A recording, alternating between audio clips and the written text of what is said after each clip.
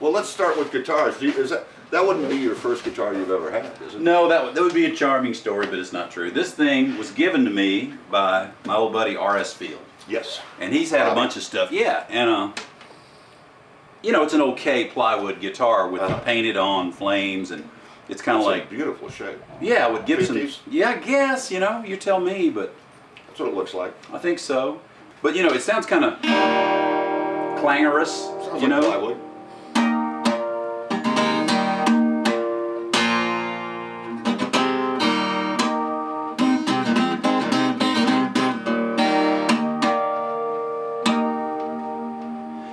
When I attempt to play slide, I'll get this thing out, but I'm so terrible at it, I don't last long. Check it out. The spacing is not good, but that's because the original bridge is that way.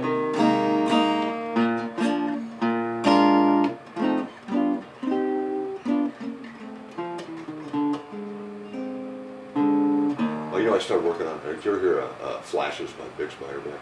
Maybe not. It's a thing that Ry Cooder did a guitar. Was it on that jazz album? Well, I did hear it then. Oh man, it's so good. Telly's a great platform as it is, but to do mods on. And they modded their own design in '72 or so when they came out with the original version of this, and they'd already used the term custom, so they called this a deluxe. And I vaguely remember these. well, and that wasn't their, sadly, that was not their good period. You know, that was not their heyday. They were doing. No, it wasn't. You know, the '70s created the vintage guitar market because. So what we failed to notice was that the pickups in these guitars were those Seth Lover wide range, and at the time I thought, well, they don't sound like Gibson humbuckers, therefore they're wrong. But that's where I missed the point. They were their own thing, and they got this piano-like thing, and are rarely recreated properly. But anyway, because of that, this is a Mexican-made Fender reissue. That's a damn good guitar. It's got a lot of the polyester type finish. Yeah. And whereas, you know, so did those '70s ones, you know, but the good old guitars have the lacquer. But anyway, I jerked the electronics and put traditional type humbuckers. This one's Fender Space, these are Duncan, and I find it to be that. Keith Richards. Well, it's just, well, I don't know about that so much, and I love Keith, but one of those marriages between Gibson and Fender that really works, because it's still, you know, I mean, it's the long scale, it's the maple neck. Weren't the original pickups, they would have 3 screws here and 3 screws here, were they staggered? Was it those? That's the Seth Lover wide range, right. but on the stock version of this one, they're only like that cosmetically. Okay. I learned some stuff. Oh, really? Yeah, there's a thing, I'm not sure how you pronounce it, called the Kunife, C-U-N-I-F-E magnet. Yeah. And each pole piece in the originals is one of those. I'd like to take my old pick guard that came off this and replace the pickups with those, and maybe build a whole nother guitar around it, because this one I kind of want to leave alone. You should leave alone. I've got a volume for each pickup and a tone, and this comes with big frets. And you know, the thing about a guitar is, you know, it's not, I mean, most of the classic models, the design, you can't beat a Telly, Strat, you know, 335 Les Paul, but within that, no two are alike. Right. So Jeff Sin, our buddy, actually found this one and said, this is a good one. If you're going to get one, get this. So it's kind of medium, and the neck is shaped pretty nicely, and it's just turned into. And it's tapered. Yeah, it's my go-to guitar. Mm-hmm. No, those pickups on the Lee Ronaldo, they're really hard. So those are the pickups that Steve Morse used on a lot of the Dixie Drake stuff. Okay. He had those in his guitar. He had a lot of stuff in that guitar. I know, but he had that particular type of. Well, Seth Lover, you know, the original humbucking guy, did that. Yeah. This is another Jeff Sin thing. I bought this from Jeff. It's not one that he made, though. No, but he picked it out. He's a good guitar picker-outer as well as builder, and of course he worked for Gibson at one time. But anyway, this particular guitar, these strings are dead. Yeah. But Dave Lunn, who used to work for Joe Glazer, set it up, and some of the old ones had a shallower neck angle, and it's a great design. You know, and I think Ted McCarty and his team had more to do with the design of the Les Paul than Les Paul. Right. But anyway, so the old ones had shallower neck angles, so to sort of get it back a little bit to its original balance of tension, a lot of people want to put this down, but Dave made the tailpiece come up. So the break angle isn't so severe. Yeah, well, I think people always wanted to bring them down so if they bent strings a lot, and they would stay on the saddle a little bit more if this was down. And once again, there was less tension, so they needed to. But these kind of have some neck. The modern Gibsons, a lot of them have more neck angle, Right. which I'm not saying is a bad thing. And if you want less of that feel, like Billy Gibbons top wraps them, and he runs them back Right. over the top. Right. And apparently Dwayne did one and Dickie did the other. I just got to play Dwayne's guitar. Is that The gold one. The gold one. Yeah, it's good too, isn't it? See, and I'm not a big Les Paul fan.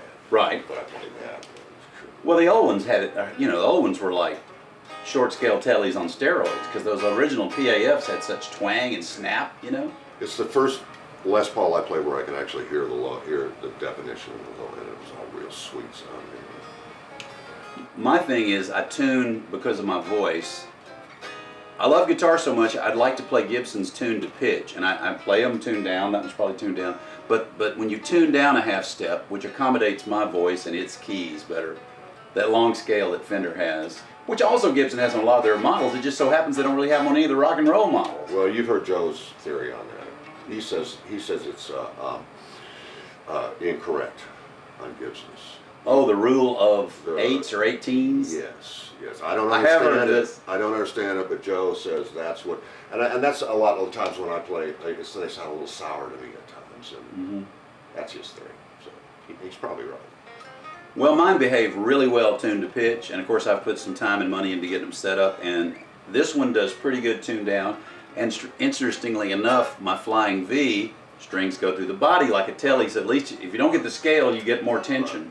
It probably behaves the best of all the shorter scaled ones I own. Do you have that guitar here? Yeah, it's cool. We got to see it. Yeah, man, I'll get it All out. right. What else you got over there? This. Check this out, man. This. A Jag? Yeah, growing up, all the fraternity bands and everybody had jazz masters. Yeah, I put one of these on too. Yeah, and this is a good thing. It is. It works. It ruins the vintage look, but it doesn't ruin But for playing, anything it about the works. guitar. And Jerry Jones told me years ago that the design flaw in these was the break, not enough break angle Right. back to on the strings. And Now, as soon as I put that on mine, problem solved. man, and it plays good. So what this is an honest to gosh 59 body that's never been modified. It was played a lot, probably was at a lot of fraternity parties or something. And I got it from Fred Stewart, and it has that cool 59 thing where the red fades out. Yep. And this is a reissue neck, and the people at Fender really helped me a lot That's put this the thing original together. pickguard, isn't it? This is not original to this guitar, but it is a very old one. It might be a 62 or something. One of these is original, and one of them's the stock reissue, which I gotta say, it blends pretty nicely with it. And I like the shape of this neck because it's kind of like the way I remember. Yeah. Growing up as a kid. Yeah, and these are eminently modifiable guitars, and you'll see people with humbuckers and guys making tellies shaped like this and stuff. And Yeah, I just take spare parts and just start screwing different necks on different bodies and see what I come up with. And Well- occasionally I come up with something good. I'm a parts and caster guy, but this is actually reissue Fender, vintage Fender, and kind of cool. I'm not such a wiggle stick guy. I like the idea of it, but when I get on stage and start manhandling a guitar, Well, I this don't sounds know. good acoustically. I know, it's rings, doesn't it? That old Drod 59 body is just alive, and the neck is, for a randomly ordered neck, it's pretty good. Yeah, that's sweet. I've always said if they sound good acoustically, Yep. you can't go wrong. Well, that's pretty much the rule of thumb. In the early 80s, Gibson and Fender started the reissue programs, and kind of getting back to their original stuff, which was a good thing. And this is what year? This is, I think, an 81. I checked the serial number, and it's the first sort of few months they made these. I don't know if I've ever played a dot neck with a neck like this, but my 64 was kind of like this. It's a C that gets gradually larger as you go up. Right. It does have the Nashville bridge, and I'm not sure if that couldn't be bested. I'm not sure that the ABR1 doesn't ring more. Right. They've been tweaking their reissue stuff so much, now they've got the cool light tailpiece that has the proper little ridge, and I put that on there, and I swear I think I could hear a difference. Really? Yeah.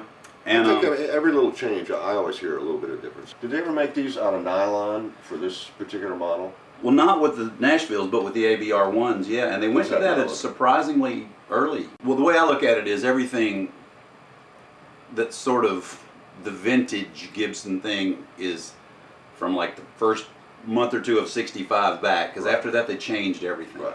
So actually those nylon saddles come along before that time. Right. So some real groovy vintage guitars that you wouldn't think had them. Yeah, I know Eric Johnson says he liked the way they sounded better on his 61 SG. He liked the nylons better. People call it the Nashville bridge, Right. but I don't know what they really call it. But there are a lot of air pockets in there supposedly. But this guitar, listen to it acoustically. I had it refretted. I mean, now they've got plate machines and all kind of stuff, but during this period of time, they were pulling themselves out of kind of a bad decade. Yeah. And this was a wonderful step forward, you know, with the reissue of the dot neck. But they did some not good fret stuff. They put these big frets and kind of knocked the tops off at the factory. And Tim Shaw, who worked for him for years, was quoted as saying you couldn't tune them with a pipe wrench. So this is the only 335 I've got. I'm going to try to hang on to it. It actually belonged to George Bradfeud before that, and it's a factory second. It's got a, what does it say, BGN, bargain, or Is that what they did? some of them say have a 2 for factory second. Uh-huh. I think that's a BGN because it's 3 It is. letters, yeah. Yeah. This is. Yeah. I like the neck on it quite a bit.